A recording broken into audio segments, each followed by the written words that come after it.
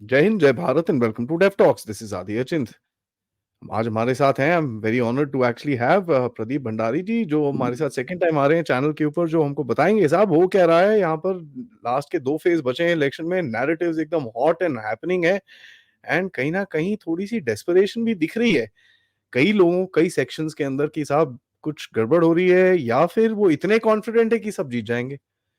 जरा थोड़ी सी बात करते हैं from someone who actually is on the ground. Namaskar, sir. Thank you so much. Welcome back to the show. नमस्ते आदि, thank you so much for having me. Thank you so much आदि। आदि elections मैं तो कह रहा हूँ कि जब पहला वोट डाला था उसके पहले इलेक्शंस क्लियर था और क्लियर है, बस अब क्वांटिटी के ऊपर डेस्पिरेशन है। That's it. तो सर सबसे पहले 6 और 7 के बारे में, कल तो 6 छठवां फेज है, थोड़ा सा आपसे उससे बात हो जाए, उसके बाद चलेंगे थोड़ा नैरेटिव से बात करेंगे और क्या चल रहा है छठा फेज में, छठे क्या फेज बोलते के हैं। अंदर देखिए, छठे फेज में पिछली बार 58 सीट्स जो है, अगर मैं आपको बात करूंगा कि कांग्रेस पार्टी ने एक भी सीट नहीं जीती थी पिछली बार के, अगर 2019 में छठे फेज के अंदर 58 की 58 सीट्स कांग्रेस पार्टी हारी थी। 40 सीट भारतीय जनता पार्टी जीती थी और उसके बाद में उसने 40% से ज्यादा वोट शेयर पाया था 47 सीट्स पे, which is a huge thing. So ये आप समझ सकते हैं कि डोमिनेशन क्या है बीजेपी का। फेज 5 6 जो है वो बीजेपी के डोमिनेशन फेजेस है। यहाँ जितना बीजेपी मेंटेन करेगी बीजेपी का फायदा, जितना गेन करेगी बीजेपी का फायदा, जितना नुकसान होगा बीजेपी का नुकसान। तो यहाँ अगर कांग्रेस पार्टी एक भी सीट जीतती है तो उसी का फायदा होता है। और भाजपा को पिछली बार 47 सीट्स आई थी यहाँ पे, सॉरी 40 जो है, पिछली बार भारतीय जनता पार्टी को 40 सीट्स आई थी। सो अगर ओवरऑल देखेंगे आप, बीजेपी को इस बार अपना आंकड़ा 40 के ऊपर क्रॉस करने का प्रयास करना है। अब बाकी बात करते हैं कि इस इलेक्शंस के ऊपर इस फेज में बंगाल सबसे इंपॉर्टेंट रहेगा, क्योंकि बंगाल के अंदर जो सीटें जा रही है 8 सीट, उसमें से अगर बीजेपी अच्छा कर पाएगी तो बंगाल में बीजेपी 20 से ज्यादा सीट लेके आएगी। अभी मैं आपसे बात कर रहा हूँ तो ममता बनर्जी ने एक सर्कुलर जो है वो पास कराया है, सॉरी, जो कलकत्ता पुलिस कमिश्नर ने एक सर्कुलर पास किया जिसमें सेक्शन 144 उनने इम्पोज करा है 60 दिनों के लिए। ये इसीलिए किया गया है क्योंकि पीएम मोदी का एक रोड शो होने वाला था बंगाल कलकत्ता के अंदर। तो आप समझ सकते हैं कि ये मूव ये दर्शाता है कि हवा 2024 में बंगाल में किस तरह बह रही है। अगर फेज 6 में बीजेपी 6 सीट निकाल लेगी बंगाल में तो 20 से ज्यादा सीट ले आएगी लोकसभा में ओवरऑल बंगाल में। तो सबसे इंपॉर्टेंट अगर मेरे लिए कोई है आदि तो वो बंगाल है इस फेज के अंदर। सो बात तो आपकी एकदम बढ़िया है। अच्छा सर, मेरे को ये बताओ, बंगाल में अभी जैसे दीदी तो काफी मतलब एकदम हैवी हैंडेड लगती हैं इस बारी, काफी उनका क्योंकि हमने बंगाल से बात शुरू करी है, बट बंगाल का काफी हैवी हैंडेड टाइप उनका अप्रोच रहा है। एंड उनका तो फेज 6 भी है, फेज 7 में भी उनकी सीट्स हैं। तो आपको क्या लगता है, ये कुछ पोल वायलेंस, ये वो, इन चीजों के ऊपर क्या क्या दिख रहा है, क्योंकि इस बारी जो गवर्नमेंट का जो एक एक एक एक व्यू पॉइंट है वो बड़ा स्ट्रांग है इस बारी। देखिए इस बार पिछली बार से कम वायलेंस हुआ है और इस बार ऑपोजिशन जो है, जो बीजेपी है, वो ज्यादा वेल प्रिपेयर्ड है इस ऑर्गेनाइज सिस्टमैटिक वायलेंस को हैंडल करने के लिए, क्योंकि उन्होंने अपनी 2019 और 21 की गलतियों से सीखा है। बंगाल में ऐतिहासिक रूप से वायलेंस होता आया है और ये बंगाल बंगाल की राजनीति का दुर्भाग्य सत्य है। बंगाल के अंदर जो सोसाइटी होती है वो बहुत समय लगाती है चेंज करने में, और वो बहुत समय के बाद जब चेंज करती है तो पूर्ण रूप से चेंज करती है। तभी बंगाल जी। में जो शासन करता है असेंबली में, 20-20 30-30 साल तक शासन करता है, 15-15 साल तक शासन करता है, क्योंकि यही सोसाइटी के उसकी माइंडसेट है। तो जो बंगाल के अंदर हो रहा है वो हैवी हैंडेडनेस नहीं है। मैं ये कहना चाहता हूँ कि वो हैवी हैंडेडनेस नहीं है। और ये एक और बात दर्शाता है कि बंगाल के अंदर जो पोलिंग हुई है वो अलग अलग मेजोरिटी फेजेस के अंदर स्पेस्ड आउट इसीलिए जिससे कि जो वायलेंस की घटना है उसको प्रिवेंट किया जा सके। जी जी। 7 फेजेस में, हर 7 फेज में हो रहा है, there is no question. Sir मेरे को ये बताइए, कल दिल्ली का है, और दिल्ली में हमारे केजरीवाल साहब तो काफी, उनके ऊपर तो काफी गेम खेली जा रही है। अभी कल स्वाति मालीवाल का भी जबरदस्त पॉडकास्ट आया स्मिता प्रकाश के साथ, उसके अंदर काफी चीजें बाहर निकली। तो ये आपको पूरा गेम क्या दिख रहा है सर दिल्ली के अंदर, ये कुछ इनकी कुछ हवा सवा निकली है, क्योंकि इनका टाइम अप भी हो रहा है अभी वैसे। देखिए, जब शुरुआत में अरविंद केजरीवाल जी आए थे, तब वो बहुत जोश में थे। पर जैसे ही स्वाति मालीवाल की जो है के साथ जो अभद्र अमानवीय व्यवहार हुआ है, अ, उसके बाद से उनके कैंपेन के अंदर नैरेटिव जो है, वो बैलेंस आउट हो गया है और अब लोग स्वाति मालीवाल के साथ जो है, उसकी भी बात कर रहे हैं। दिल्ली में हुँ, सातों सीटों पे अगर मैं बीजेपी के वोट शेयर से कांग्रेस और आम आदमी पार्टी के वोट शेयर को कंपेयर करूँगा, तो मैं ये बात पाऊँगा कि कांग्रेस और आम आदमी पार्टी का जो वोट शेयर है, वो जोड़ के भी भाजपा के वोट शेयर से ज़्यादा नहीं होता है। ऐसी स्थिति के अंदर कांग्रेस और आम आदमी पार्टी दिल्ली के अंदर तभी सीटें जीत सकती है, जब भारतीय जनता पार्टी का वोटर कांग्रेस या आम आदमी पार्टी को वोट डाले। इसके चांसेस कम हैं। तो अभी मैं देखता हूँ कि 2 सीटें मैं कल ट्रैक करूँगा। कल सुबह 7 बजे से मैं ग्राउंड पे रहने वाला हूँ आदि और जो 2 सीटें मैं ट्रैक करूँगा ईस्ट दिल्ली की और चांदनी चौक। मेरी पूरी जी, टीम ऑफ रिसर्चर्स बहुत हेवीली हरियाणा और इसके अंदर फ़ोकस में रहेगी और इसके साथ में एक और चीज़ मैं आपको कहना चाहता हूँ कि हरियाणा के अंदर भी रोहतक, हिसार और सिरसा की सीट्स को ट्रैक करना होगा। पर दिल्ली इसीलिए हुँ, इम्पोर्टेंट है कि मैं जैसे कहता हूँ कि अलायंसेस लीडर्स के नहीं बनते, अलायंसेस कार्यकर्ताओं के बनते हैं। तो जो कार्यकर्ताओं का अलायंस होता है, उस कार्यकर्ताओं के अलायंस के अंदर जब मिलन दिलों का होता है, तब जाके वोट ट्रांसफर होता है। इसीलिए सपा और बसपा का वोट ट्रांसफर नहीं हो पाया था और अब हुँ, कांग्रेस के कार्यकर्ता अगर आम आदमी पार्टी को वोट डालेगा, तो ऐसी स्थिति में आदि उसकी राजनीतिक ज़मीन खुद हर्ट हो जाएगी। इसीलिए अगर आपको याद होगा जो शराब घोटाले का केस भी चल रहा है, ये शराब घोटाले का केस जो है, वो कांग्रेस पार्टी ने ही इस पे अपने आप पहली किया था। कंप्लेंट दाखिल करी थी, ना कि भारतीय जनता पार्टी ने। इंटरेस्टिंग तो वही है ना सर, उसके बाद साथ में जाके वे लोग धरना-शरना करते हैं, ये करते हैं, वो करते हैं, ऑल दैट इज़ देयर। तो ये तो इनका तो डबल फेस तो दिखता ही है। सर दिल्ली में ग्राउंड में क्या है सर, कितना इम्पैक्ट हुआ है अरविंद केजरीवाल का, ये जो पूरा कंडम-कंडम हुआ है, तो उसका देखो ये इम्पैक्ट लोगों का असेंबली इलेक्शंस के अंदर इम्पैक्ट कर सकता है, पर लोकसभा में लोग लोकल इश्यूज़ को नहीं देख रहे, राष्ट्रीय इश्यूज़ को देख रहे हैं। इश्यूज़ को देखते हैं सर। सर ये हरियाणा की आपने बात करी, बट हरियाणा का एक कहीं न कहीं नैरेटिव चलता है कि भई वहाँ पर जाट भी गुस्सा हैं, राजपूत भी गुस्सा हैं, तो क्या कुछ आपको दिखता है ऐसा? नहीं, ऐसा जाटों के अंदर ज़रूर हुड्डा और इन इन हुड्डा जी इन लोग को वोट देने की एक ऑब्जेक्टिव एक सोच चल रही है। पर अगर आपको याद होगा नरेंद्र मोदी जी ने बोला था, कि "यार वोट वेस्ट करके क्या करोगे? सरकार तो मोदी की बन रही है, तो उसी को वोट डालो जो जीतने वाला है।" तो अगर ये वाला अगर आर्गुमेंट और नैरेटिव चल जाएगा तो आपको हो सकता है जाट भी जो है हरियाणा के अंदर ज़्यादा मोदी जी को डाल दें। यूपी के अंदर जाट तो मोदी जी को ही पूरा वोट डाल रहे हैं।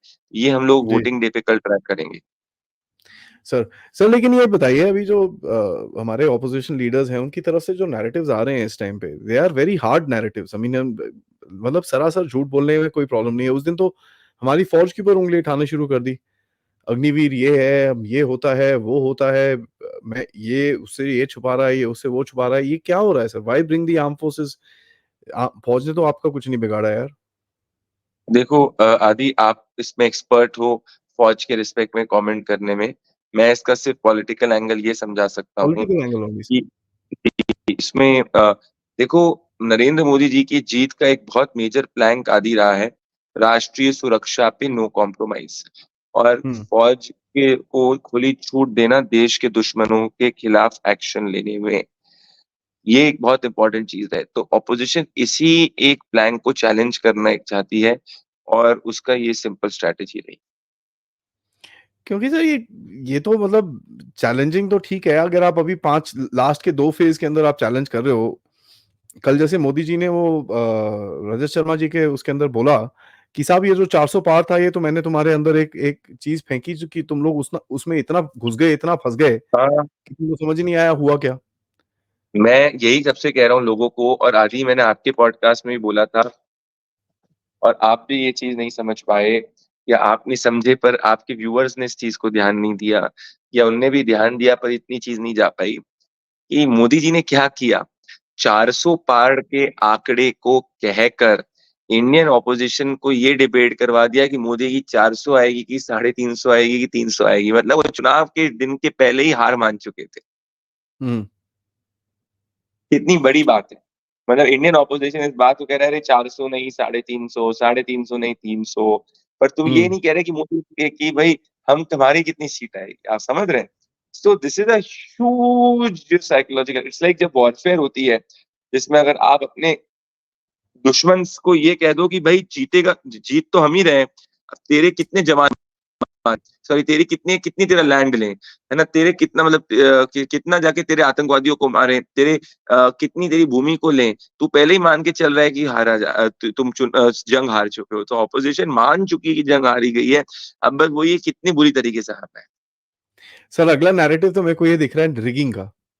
ठीक है, ये तो ऑलरेडी बकवास आना है शुरू यार हो गया ये, है। बहुत जो लोग कहते हैं वही की वही चीज, वही की वही चीज जो होती है, जो उसी ईवीएम से चुनाव जीते जाते हैं ऑपोजिशन द्वारा, उसी ईवीएम से चुनाव तमिलनाडु, बंगाल, कर्नाटका हर जगह जीते जाते हैं। तो ये बात ऐसी करना ओछी बातें हैं, और ये इसीलिए होती है कि आप एक ग्राउंड तैयार कर रहे हो कि अगर आप हार गए तो आप मॉरली हिंदुस्तान की डेमोक्रेसी को जो है डीलेजिटिमाइज कर दोगे, पर आत्मचिंतन खुद नहीं करोगे। सो ये एक बैकअप प्लान तैयार किया जा रहा है। वही सर, आज जैसे जो हमारे जर्मन वाले यूट्यूबर हैं, जर्मनी से जो स्पेशली लाए गए हैं यहाँ पर, उनकी तरफ से एक वीडियो आया है कि साहब देखो किस तरह से रिगिंग की जा रही है। तो ईवीएम का तो आपका पॉइंट एकदम सही है। ये आगे एक स्टेप आगे जाके ये बोलने की कोशिश कर रहे हैं कि मोदी ने अभी बंदे घुसा के रिगिंग करी है।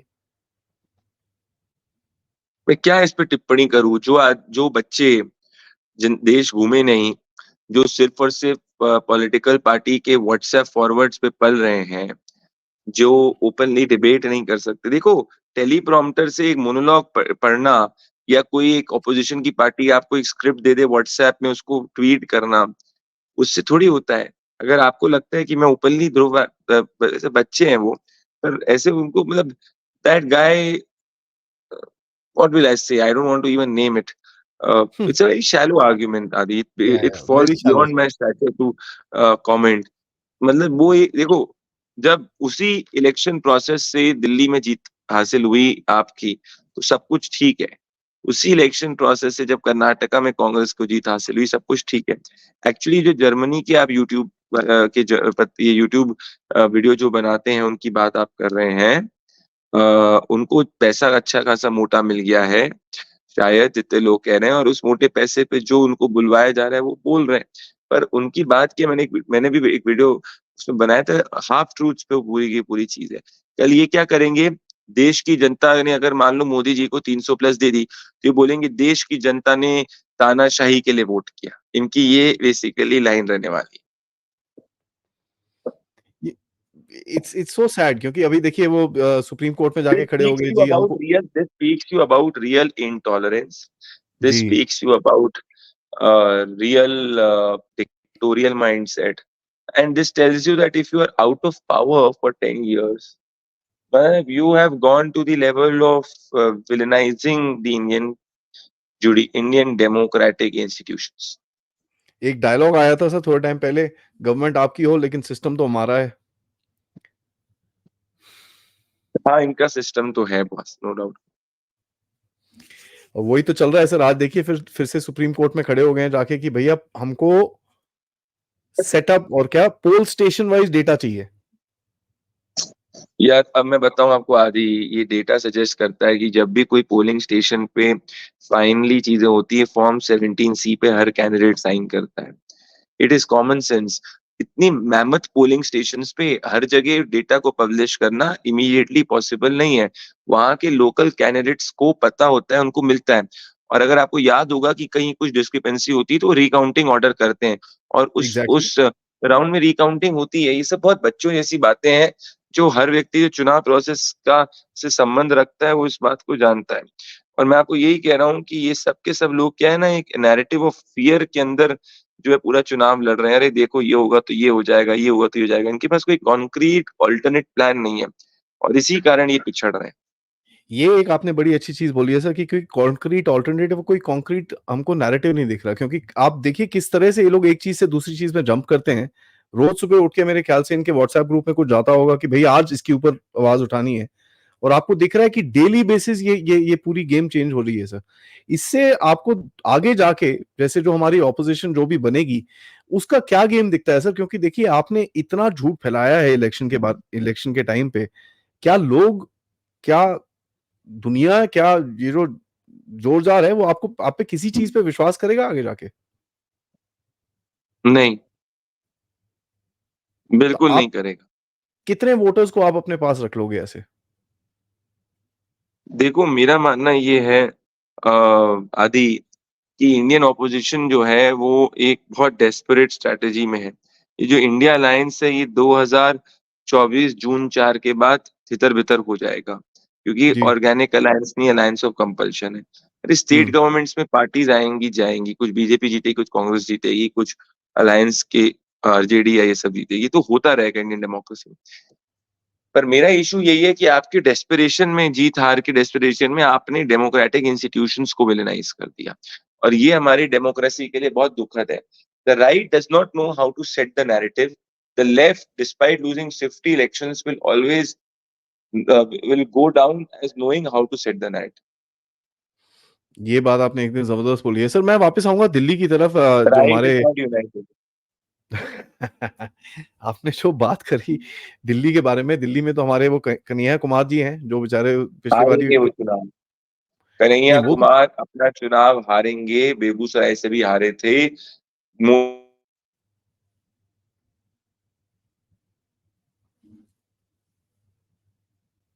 मैं ये कह रहा हूँ जी, मैं ये कह रहा हूँ, कन्हैया कुमार अपना चुनाव हारेंगे। वहाँ पे जब मेरी टीम ने ट्रैवल किया था, नॉर्थ ईस्ट दिल्ली के अंदर लोग जो है वो मोदी जी को वोट डालना चाहते हैं। कन्हैया कुमार की इमेज जो है, वो एक इमेज एक ऐसे व्यक्ति की है जिसने राष्ट्र विरोधी नैरेटिव्स को आगे लेके गए हैं, राष्ट्र विरोधी बयानों को आगे लेके गए हैं और वहाँ पे कांग्रेस के वर्कर ही खुद कन्हैया कुमार को वोट नहीं डालेंगे। वो कन्हैया की रैली में तो जा रहे हैं, पर वोट मोदी को डालेंगे। ये आपने बड़ी बात बोली है सर, कांग्रेस के अपने वोटर नहीं आप डालेंगे मेरा वोट उनको। चाहे मेरा आप प्रेडिक्शन देखिए जो बहुत बड़ा ट्रेंड हुआ था, तो मैंने कहा था कि कन्हैया कुमार नॉर्थ ईस्ट दिल्ली से हारेंगे। उसके बाद वो हर जगह वीडियो वायरल हो गया था और अभी ये वो मैं खुद नॉर्थ नहीं ईस्ट कह दिल्ली रहा, ट्रेंड भी कर रहा है। जी, नॉर्थ ईस्ट दिल्ली ट्रेंड भी कर रहा था अभी थोड़े टाइम पहले, शो वो शुरू अभी होने से पहले मैंने दोनों देखा लोग था। ट्रेंड करा रहे हैं, वो कर रहे जी, होंगे। मनोज जी। तिवारी और कन्हैया कुमार वो सब सोशल मीडिया पे फाइट है। और जो ग्राउंड पे वोटर वोट डालता है वो इन सब चक्करों में नहीं पड़ता है, मैं ये कहना चाहता जी। सर मोदी जी का कल जो एक एक एक नज़रिया देखा आपने कल, एक एक जो शोकेस देखा मोदी जी का, इसमें क्या कमेंट करेंगे sir? This is very different from Modi ji जो जिसको हम जानते हैं, जो बड़े पोलाइट होते हैं, अग्रेसिव होते हैं, लेकिन फिर भी एक एक एक एक लाइन के अंदर रहते हैं। वो हमेशा एक एक सबको, कौन-सा वाला मैसेज कौन सा? रजत शर्मा जी के जो टॉक था, वेरी हाँ, अग्रेसिव, उन्होंने कहीं न कहीं कई लोगों को वार्निंग दी है उसके अंदर। जैसे एग्ज़ाम्पल दीजिए। सर फॉर एग्ज़ाम्पल सबसे पहले देखिए उन्होंने बोला ब्यूरोक्रेसी, ठीक है? कौन क्या करता है, क्या नहीं है, सब उन्होंने बोला। उसके बाद उन्होंने हाथ दिया है भई लॉफ़ेयर के ऊपर, कि इतना ये लोग चल रहे हैं जो हमारे हर चीज़ में बाधा डालने की बात कर रहे हैं। उन्होंने तो ऐसे टेबल ठोक के बोला आज के बाद ये देश में नहीं होगा। क्या लॉफ़ेयर? सर ये जो अभी दिल्ली के सुप्रीम कोर्ट में केस-वेस हो जाते हैं, इतने सारे केस पेंडिंग हैं, तो मोदी जी ने वही बोला कि साहब ये जो डेली बेसिस अभी सुप्रीम कोर्ट के साथ आप गेम खेलते हो, कभी कोई कुछ लेके खड़ा हो जाता है, कभी कोई कुछ लेके खड़ा हो जाता है और काम के लिए आप आगे नहीं जाने देते, ये चीज़ हम कतई आगे नहीं जाने देंगे देश के अंदर। नरेंद्र मोदी जी इस जुडिशरी में रिफॉर्म्स ऐसे लेके आएँगे जिससे जुडिशरी जो है वो आम जनता की जुडिशरी की तरफ होगी। इस देश के अंदर दुर्भाग्य यही है कि पोर्शे चलाने वाला पुणे का एक व्यक्ति एक क्रिमिनल जो है उसको ₹200 की उसको कुछ फाइन और एक ऐसे के साथ 2 युवकों की जान लेने के ऊपर, मर्डर करने के ऊपर छोड़ दिया जाता है कि उसके पिता अमीर है और वो वेल कनेक्टेड है। वहीं इस देश के अंदर एक व्यक्ति को ₹200 फाइन के लिए 2 साल से ज़्यादा जेल में सज़ा बितानी पड़ती है। इस देश में जुडिशियल रिफॉर्म्स की ज़रूरत है, तो लोअर जुडिशरी में अगर इस देश में न्याय सच में तब होगा, जब अगर किसी व्यक्ति के पास पैसे नहीं है और वो अच्छा वकील नहीं अफ़ोर्ड कर सके, तब भी उसको न्याय मिले। अभी की स्थिति में आपको न्याय कैसा मिलेगा, वो डिपेंड करेगा कौन-सा वकील अपीयर हो रहा है और आपकी जेब में कितने पैसे हैं। सर आप ये देखिए, अभी जनवरी 2014 के अंदर कांग्रेस पार्टी ने जो ब्रह्मोस एरोस्पेस है उसको जाने नहीं दिया था फिलीपींस। जो आज फिलीपींस में हमने दिया है, ब्रह्मोस की जो मिसाइल दी है, जनवरी 2014 में जाना चाहते थे सर वो, और उसको परमिशन नहीं मिली थी जाने के लिए। किसने रोका? कौन सी पार्टी थी उस टाइम पे, सबको पता है सर। तो एक तो ये डिफेंस के बारे में ये बात करते हैं, एक तरफ ये सब होता है सर। इसका इम्पैक्ट क्या है सर? ग्राउंड लेवल में देश की लोगों को इसके बारे में पता देश की चलता है? देश की जनता ना राष्ट्रवादी है। देश जी। की जनता जो है वो राष्ट्रवादी है पूर्ण रूप से। और देश हम्म। की जनता जो है सिर्फ राष्ट्रवाद में विश्वास रखती है।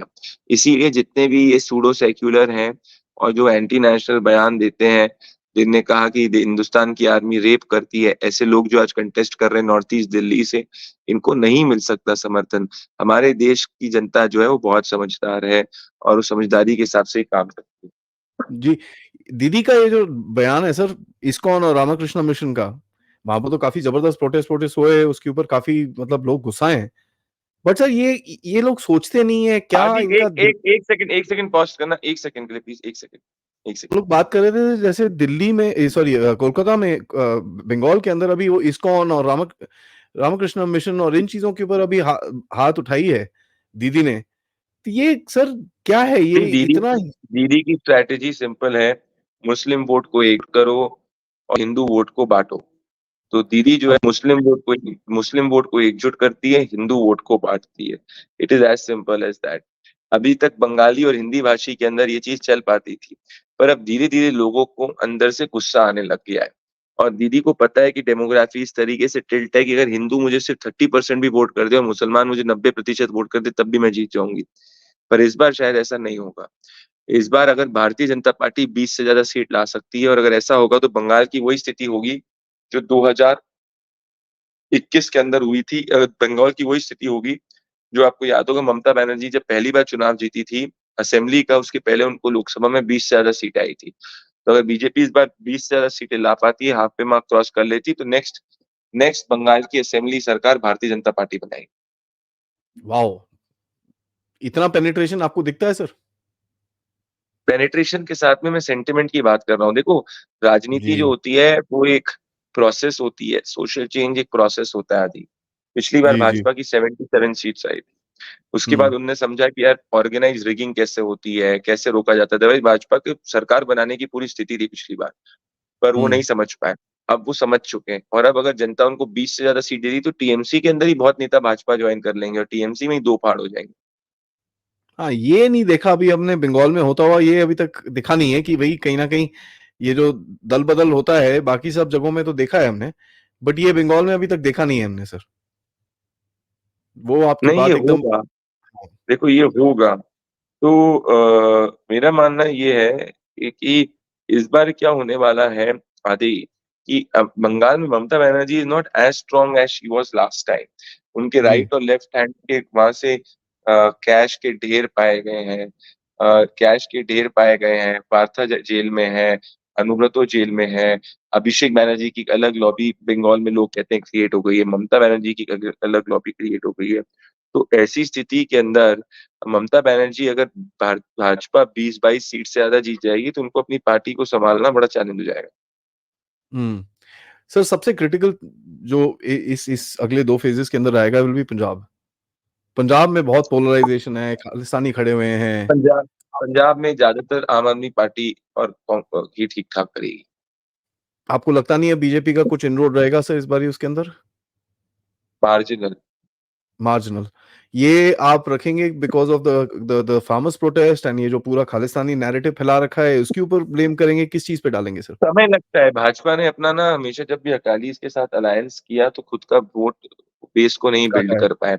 अभी जी। बीजेपी ने जो स्ट्रैटेजी करी है कि भैया चलो बिट्टू है दूसरी पार्टी से उसका बेस है तो भाजपा में ले आओ, चलो हुँ, दूसरा कोई है उसको ले आओ। तो ऐसे आप हर सीट नहीं जीत सकते। जैसे पटियाला में आपने कैप्टन की वाइफ को टिकट दे जी। दिया। हुँ। तो इंस्टेंटेनियस रिजल्ट्स आपको नहीं मिलते। मान लो 1-2 सीट बढ़ जाएगी, पर मेन सी में आप ऐसा नहीं है कि पंजाब के पूरी पॉलिटिक्स को सिर्फ 2-3 महीने में चेंज कर देंगे, समय लगेगा। ये आपकी बात ठीक है। I mean the only factor is because वो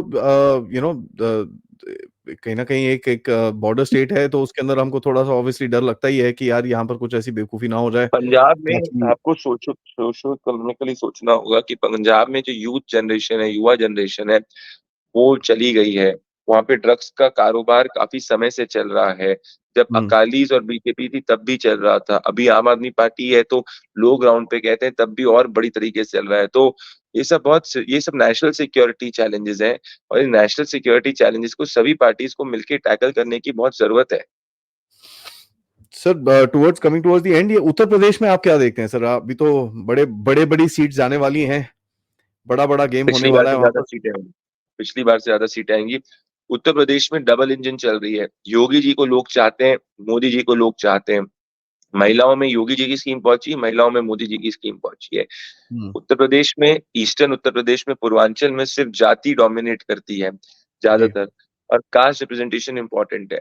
तो जो दलित वोटर है, पहले जैसे मान लो अंबेडकर नगर, संत कबीरनगर में पहले वहाँ बस बस बीएसपी 30-30% वोट लाती थी। पर अब नरेंद्र मोदी जी ने वेलफेयर दिया है, स्कीम्स दी है, तो वोट शिफ्ट हो चुका है और शिफ्ट हुँ, होके ज़्यादा भाजपा की तरफ गया है। तो बीजेपी को ही फ़ायदा है। बीजेपी को इस पूरे इलेक्शंस में सबसे बड़ा फ़ायदा अभी ये है कि देश की महिलाएँ नरेंद्र मोदी को प्रधानमंत्री देखना चाहती हैं और ये देश मुस्लिम वीटो, एम वीटो से शिफ्ट होके नया एम वीटो महिला वीटो की तरफ आ गया है। तो इस वक़्त when the country is in a scenario where women have the political veto on deciding the outcome of the country, the political outcome of the country, the women of Bharat, India, want to see Narendra Modi as the Prime Minister third time in the rural areas for his schemes because he stood with them in the time of need and in the urban areas because of aspiration. So if the women voting differentiation in urban area for Modi is 60-40, in the rural area it is 80-20 for Modi. This is why whatever the anti-incumbency in the men, overall election is a pro-incumbency election. Wow! तो आप बोल रहे हैं इस बारी पूरा women vote decide करेगा literally on हमेशा द से ही करा है अभी असेंबली इलेक्शंस दिल्ली में भी जहाँ महिलाएं वहाँ चुना जीत, यूपी में भी जहाँ महिलाएं वहाँ जीत, बंगाल में भी जहाँ महिलाएं वहाँ जीत, लोकसभा में जहाँ महिलाएं वहाँ जीत।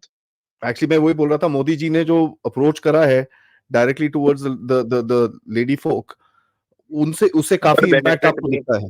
हर वे में मोदी जी ने महिलाओं को डिग्निटी ऑफ लिविंग दिया है जी। और वो बहुत मैटर करता है।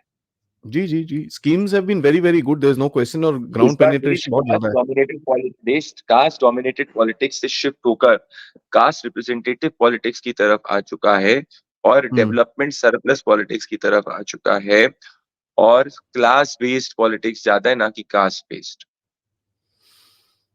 हुँ, दैट इज़ इंटरेस्टिंग क्योंकि देखिए सर ये जो एक अभी पूरा गेम चलेगा अगले 3-4 दिन के अंदर एक किसी ने जोक भी डाला था कि साहब अभी 1 तारीख से तक तो सब कुछ ठीक है, उसके बाद 2 तारीख से सब कोई जीतेगा और 4 तारीख को सुबह 9 बजे तक सब जीतेंगे, उसके बाद 12 बजे तक अभी ठीक-ठाक है, 3 बजे तक सब हार जाएँगे।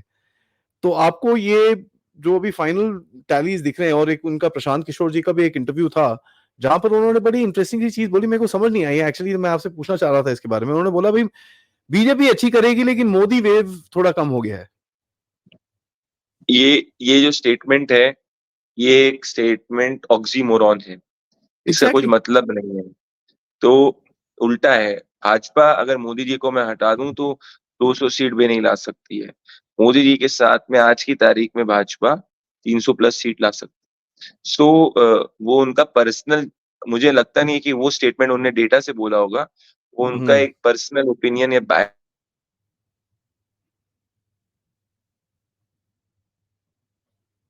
मुझे लगता है कि वो उनका स्टेटमेंट जो होगा, वो एक उनका पर्सनल ओपिनियन होगा, क्योंकि पहले वो बीजेपी के साथ काम करते थे, फिर वो ऑपोज़िशन के साथ काम करने लग गए, तो उनके पास अब स्ट्रैटेजी की स्पेस ऑपोज़िशन में उन्होंने खुद की अपनी राजनीतिक पार्टी भी शुरू कर दी, जहाँ पे वो कुछ हुँ, स्पेस बनाने की कोशिश कर रहे हैं अपने लिए बिहार में। तो ये सब हुँ। चीज़ें हैं, मुझे नहीं लगता ये डेटा से बोल रहे हैं, डेटा ही सजेस्ट करता है कि मोदी वेव और स्ट्रॉन्ग है। भाजपा विदाउट मोदी आज की तारीख में 200 सीट्स भी नहीं ला सकती है as of right now because Modi ji की पॉपुलैरिटी पे ही लोग वोट कर रहे हैं एज़ ऑफ राइट नाउ। कल को चीज़ चेंज हो जाए वो अलग है। नहीं, मैं तो बोल रहा हूँ सर, मोदी जी ने इस बारी जो भाजपा का पूरा जो एक नैरेटिव रहा है has been Modi Modi Modi centric, and as a matter वो ऑफ हमेशा फैक्ट। जब स्ट्रॉन्ग लीडर होता है तब ऐसे ही होता है। अभी 7 करोड़ 80 लाख वोट्स आए थे भाजपा के 2009 में। मोदी जी ने 2019 में बढ़ के उसको 22 करोड़ कर दिया, 15 करोड़ एक्स्ट्रा वोट ऐड हुए। कांग्रेस पार्टी के 10 से 11 करोड़ वोट है। राहुल गांधी जी एक भी एक्स्ट्रा वोट ऐड नहीं कर पाए। तीनों इलेक्शन में उतने वोट पड़ रहे हैं, 9, 14, 19 में। तो अगर मोदी जी की हवा कम हो रही होती तो भाजपा का 7 करोड़ 80 लाख का वोट बढ़ के मोदी जी 22 करोड़ कर नहीं सकते थे। 15 करोड़ का एडिशन, तो ये गलत स्टेट मेरे मेरे मेरे ओपिनियन में और मेरी समझ में ग्राउंड पे ऐसा नहीं। नहीं, absolutely I agree with you sir. Last question मैं आपसे जो पूछूंगा इज, अभी जो टोटल आने वाला है धीरे धीरे जाके एक एक एक जगह पे आप आने वाले हो, 1 तारीख के बाद आपके एग्जिट पोल शुरू हो जाएंगे, एंड मैं मतलब आई ट्राई आपके साथ भी थोड़ा इंटरेक्शन हो तो बहुत बढ़िया हो जाएगा sir, I be grateful. But आपके हिसाब में how do you see the trend between the first and the second? थोड़ा थिंग्स, थोड़ी रियलाइजेशन फैक्टर आएगी कि कहीं ना कहीं वो ही गेम चलता रहेगा कि भाई हम तो जन की ओ। बात जन की बात का एग्जिट पोल देखिए, आपको सब पता चल जाएगा। जन की बात एग्जिट पोल वही एग्जिट पोल जिसने 2019 में प्री पोल में कहा था मोदी जी 300 प्लस के साथ चुनाव जीतने वाले हैं। वही एग्जिट पोल जो कहा था, जो हम 40 चुनाव में 37 सही कर चुके हैं। देश की जनता को मैं कहना चाहता हूँ, आप देश का चप्पा चप्पा घूमने के बाद मैं वो एग्जिट पोल लेके आया हूँ। और मैं चाहता हूँ कि आप जो है उसको देखें और आप आनंद लीजिए। सब सच्चाई वहीं पता चलेगी आधी। Watch Jan Ki Baat absolutely, Exit Poll 2024 on digital, on TV, everywhere else. Absolutely. और सर का ट्विटर पे देखा करो जरा, हर रोज का एक एक सूटकेस सा होता है, आंखों में चश्मा होता है और कहीं और लैंड कर रहे होते हैं उसके अब बाद तो इट इज तारीख समथिंग। ये, क्योंकि अब ये तारीख जो जून 4 तक है, क्योंकि जब मैं अपने शोज कर रहा होता हूँ तब मैं अपने शोज करता हूँ, तब मैं कहीं ट्रैवल नहीं करता। एक हफ्ते में 1-2 दिन ट्रैवल करता हूँ। मैं जमीन पे इसीलिए जानता हूँ कि जनता से बात करके मुझे सीखने को मिलता है, ओरिजिनल नॉलेज मिलती है, देश का मंतव्य आता है। मैं उन जी। जर्नलिस्टों में से नहीं हूँ, उन सिफोलॉजिस्टों में से नहीं हूँ जो दिल्ली में बैठ के ज्ञान दे। मुझे लगता है मेरी नॉलेज बड़ी पुअर हो जाती है उससे, सो आई ट्रैवल। इसके ही कारण है। मैं जब जी न्यूज में 3 एडिटोरियल शोज और पूरा करता था और उनके साथ प्राइम टाइम ड्राइव करता था, एग्जिट पोल्स, ओपिनियन पोल्स करता था, तभी मंडे टू फ्राइडे में करता था। सैटरडे संडे, सैटरडे अपना शो बाहर से करता था और ट्रैवल करता था। तो मैं पिछले 6-8 महीने से बहुत रिगरस स्केड्यूल पे हूँ, पर्सनली प्रोफेशनली। तो उसको उम्मीद करता हूँ कि ईश्वर जो है, जैसे 2019 में उन्होंने न्याय किया था, 24 में भी न्याय करेंगे। और जी। मेरे लिए सिर्फ it's not about getting the number, it is important, but the last 9 years have given me an opportunity to understand the politics of India, what do the people of India think from the ground zero, because I believe intellectualism has to be original, it has to be based on primary data. And I have based all of that traveling across the country with a team of 75 plus researchers from ground to ground. Sir ji, always a pleasure आपके साथ interact करके, and जय हिंद। मजा आ जाता है। Ground level बड़ी हम लोग ओपन बात करते हैं, कोई इतना स्केड्यूल नहीं होता, it is a you know it's a all over the place conversation, but it still tells you a lot, I must मैं से। चाहूंगा कि आप अपनी पूरी डिफेंस कम्युनिटी के अंदर इस कॉन्वर्जेशन को आगे शेयर करें, जिससे एब्सोल्युटली, उनको भी समझ में आए देश कैसे सोचता है। Thank absolutely sir. जय हिंद, जय भारत। यू। जय हिंद, जय भारत।